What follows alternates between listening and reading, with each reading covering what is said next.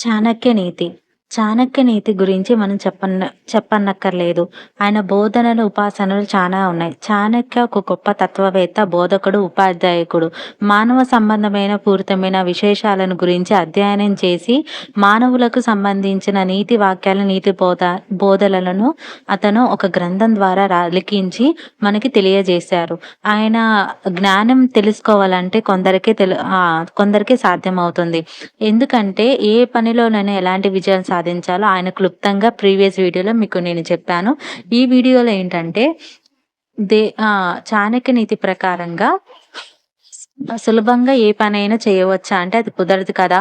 అంటే దేశంలో ఏ కాలంలోనైనా ఏం చేయాలో అది తెలుసుకొని మనం ఎక్కడ ఉన్నా, ఏ ప్రాంతంలో ఉన్నా, ఏ దేశంలో ఉన్నా, ఎప్పుడు ఏ ప్రాంతంలో ఉన్న టైంకి ఏ పనైనా సులభంగా చేసుకోవాలి. అంటే సులభంగా అది జరగవలసిన పని కూడా దైవం ప్రతికూలంగా ఉండేటట్టు కష్టపడి దాన్ని సాధించవలసి ఉంటుంది. అయితే ఇక్కడ నీతి తెలిసిన దేశాన్ని, అంటే మనం మంచిగా ఉండే దేశాన్ని, కాలాన్ని జాగ్రత్తగా పరిరక్షించుకోవాలి. ఏ పనైనా పరీక్షించి చేసేవాడి దగ్గర లక్ష్మీదేవి చాలా కాలం ఉంటుందన్నమాట. అంటే శ్రద్ధగా మనీని యూటిలైజ్ చేసుకునేవాడికి, తన జ్ఞానాన్ని ఎవ్రీ మినిట్ యూటిలైజ్ చేసుకునేవాడికి లక్ష్మీదేవి కృప అనేది, లక్ష్మీదేవి కటాక్షం వాడికి ఉండి, వాడి దగ్గర లక్ష్మి అనేది ఎప్పుడు నిలకడగా ఉంటుంది. అయితే సులభంగా ఏ పనైనా చేయవచ్చంటే ముందు సంపద అనేది కరెక్ట్గా ఉండాలి. అంటే అన్ని ఉపాయాలు ప్రయోగించి అన్ని సంపదలు సమకూర్చుకోవాలి కదా.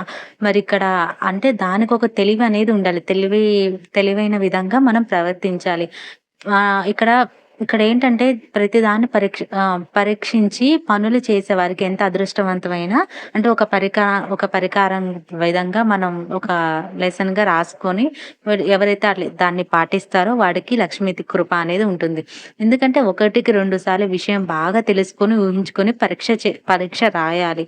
అది రాయడం అంటే అంతో ఇంత విషయం కాదు. పరీక్ష రాయాలంటే బాగా ప్రాక్టీస్ అయ్యి ఎగ్జామ్ రాయటానికి వెళ్తాము. ఇక్కడ కూడా జీవితం అనే పరీక్షలో చాణకుడు చెప్పేది ఏంటంటే బాగా మనం ఏం చేస్తున్నాం, ఏం చేయాలనేది కూడా మనం ఆలోచించుకొని ఏ పనైనా శ్రద్ధగా ఆ టైంకి చేసి తీరా చేయవలసిన టైంలో అన్ని పనులు చేస్తే లక్ష్మీ కృప అనేది, లక్ష్మీదేవి మన దగ్గర ఉంటుందని చాణక్య నీతిలో బోధించబడింది అన్నమాట. ఎవరికి ఏ పనిలో అంటే ఎవరికి ఏ పనిలో నేర్పుందో ఆ పనిలోనే నియమించాలి. వాడికి తెలిసిన వాడైతే కష్టపడైనా ఆ పని సులువుగా జరిగేటట్టు చూసుకోవాలి. తెలివి తక్కువ వాడని ఎప్పుడు అనుకోకూడదు. వాడిని మంచిగా తీర్చిదిద్దుకోవటం అతని చేతుల్లోనే ఉంటుందని చాణక్య గారు చెప్పారనమాట.